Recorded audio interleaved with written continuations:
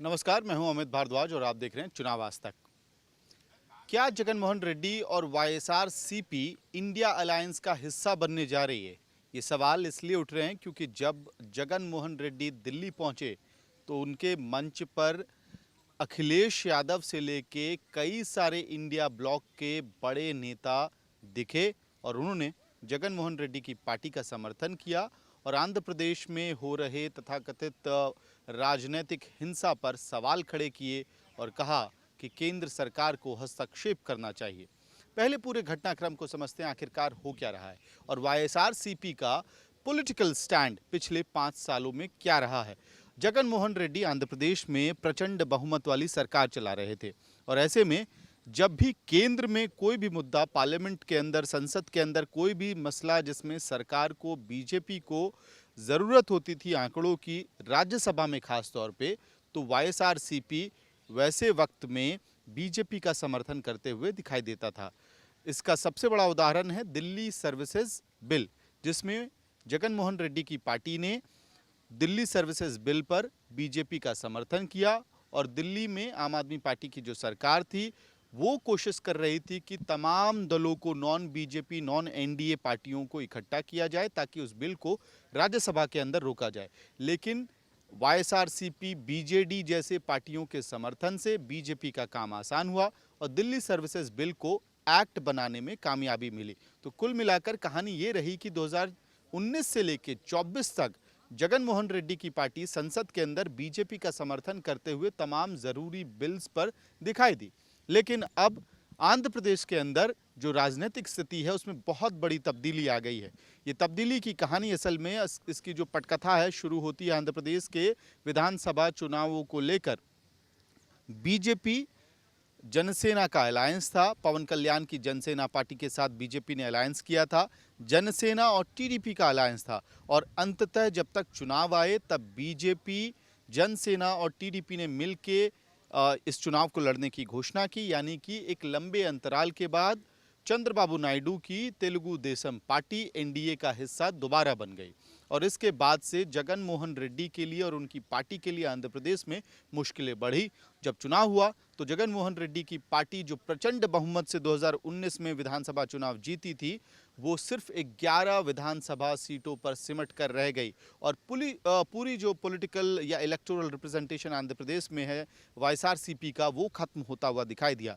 इसके बाद से ही लगातार जगनमोहन रेड्डी, उनके विधायक, उनके पूर्व सांसद ये आरोप लगा रहे हैं कि आंध्र प्रदेश के अंदर टीडीपी के जो नेता हैं, कार्यकर्ता हैं, वो वाईएसआरसीपी के कार्यकर्ताओं को, नेताओं को ग्राम स्तर से लेके शहरों तक उन पर हमला हो रहा है, यानी कि बड़े स्तर पर पॉलिटिकल वायलेंस का आरोप लगाते हुए वाईएसआरसीपी ने एक प्रदर्शन आंध्र प्रदेश से शुरू किया और दिल्ली के जंतर मंतर में एक बड़ा मंच लगाया गया। जगनमोहन रेड्डी जो खुद मीडिया से बहुत दूरी बनाकर रखते हैं, पहली बार खुलकर बात करते हुए सुनाई दिए और मंच पर कौन नेता पहुंचे, जिसकी वजह से सवाल उठा कि क्या वाईएसआरसीपी, क्या जगनमोहन रेड्डी इंडिया अलायंस का हिस्सा बनने जा रहे हैं। मंच पर थे अखिलेश यादव। समाजवादी पार्टी के प्रमुख अखिलेश यादव ने खुलकर जगनमोहन रेड्डी और उनकी पार्टी का समर्थन किया।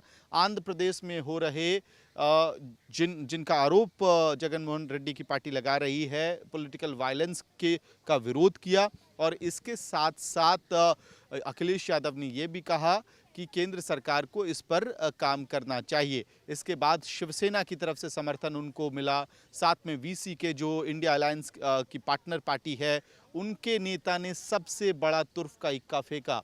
वीसीके की तरफ से ये पेशकश की गई कि अब वक्त आ गया है कि जगनमोहन रेड्डी और उनकी पार्टी को इंडिया अलायंस में शामिल हो जाना चाहिए। और इसके बाद से जो सवाल थे, क्योंकि पहले नेताओं के आने का दौर था, चाहे वो संजय राउत हो, प्रियंका चतुर्वेदी हो, आम आदमी पार्टी से राजेंद्र पाल गौतम देखने को मिले, अखिलेश यादव ने खुलकर समर्थन किया था, तो उन तमाम नेताओं की मौजूदगी की वजह से भी सवाल उठ रहे थे। लेकिन जब वीसीके के अध्यक्ष ने खुली पेशकश कर दी जगनमोहन रेड्डी को कि वो इंडिया अलायंस में शामिल हो जाएं और ये वक्त सही वक्त है, इसी वक्त में उनको शामिल होना चाहिए, तब से ये कयास लगाए जा रहे हैं कि क्या वाईएसआरसीपी, जो आंध्र प्रदेश में 2024 के चुनाव तक पहले तक सत्ता में थी, जो बीजेपी का हर बड़े मौके पर समर्थन करती रही, ऐसी स्थिति में क्या अब बदले हुए हालातों में वाईएसआरसीपी इंडिया अलायंस का हिस्सा होगी? लेकिन इस बड़े सवाल का जवाब जगन मोहन रेड्डी के जवाब में शामिल है। मैंने कल उनसे पूछा था कि क्या आप बीजेपी के साथ, जो आपने साथ पिछले 5 सालों में बीजेपी का साथ दिया, उस बात को लेकर आपके मन में कोई रिग्रेट है, कोई दुख है? और क्या राहुल गांधी को भी आप बुलाएंगे इस तरफ, अपनी तरफ, ये बताने के लिए कि आंध्र प्रदेश में क्या हो रहा है?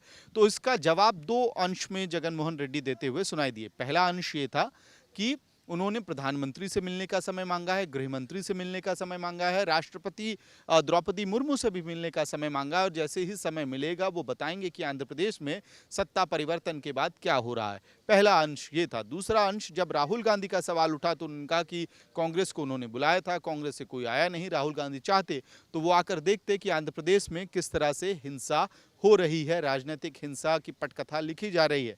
और राहुल गांधी इस वजह से नहीं आए क्योंकि संभवतः कांग्रेस और चंद्रबाबू नायडू का एक क्लोज टाई अप है। ये शब्द खुद जगन मोहन रेड्डी यानी कि आंध्र प्रदेश के पूर्व मुख्यमंत्री का था।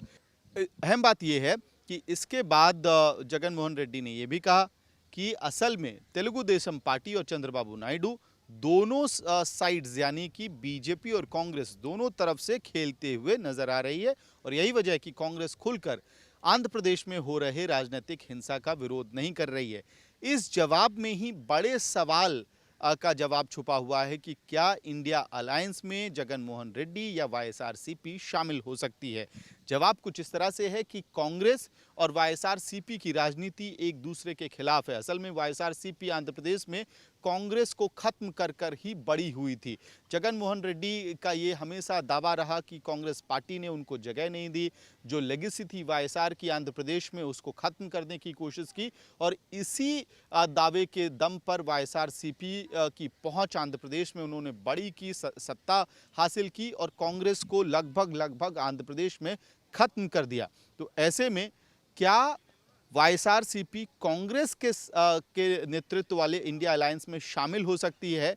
ये बहुत ही मुश्किल समीकरण दिखाई देता है। इसके साथ साथ उनके इंडिया अलायंस में शामिल होने से आम आदमी पार्टी जैसी पार्टियां कितनी कंफर्टेबल होंगी, ये भी एक सवाल उठता है, क्योंकि दिल्ली सर्विसेज बिल, जिससे लगभग दिल्ली सरकार की जो शक्तियां थी वो कुछ हद तक बड़े पैमाने में, एक तरह से आप कह सकते हैं कि वो छीन ली गई थी। और ऐसे में बीजेडी, बीजू जनता दल और वाईएसआरसीपी, इन दोनों पार्टियों ने बीजेपी को मदद की थी राज्यसभा के अंदर इस बिल को आसानी से पास कराने में।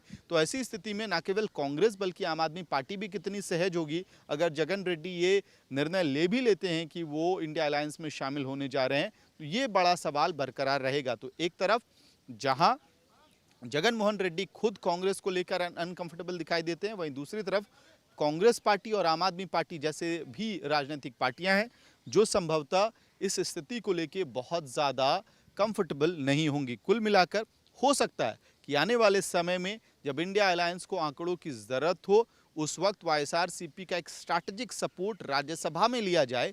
लेकिन कुल मिलाकर आधिकारिक रूप से क्या वाईएसआरसीपी इंडिया अलायंस में शामिल होगी, ये फिलहाल परिस्थिति जो है मुश्किल दिखाई देती है।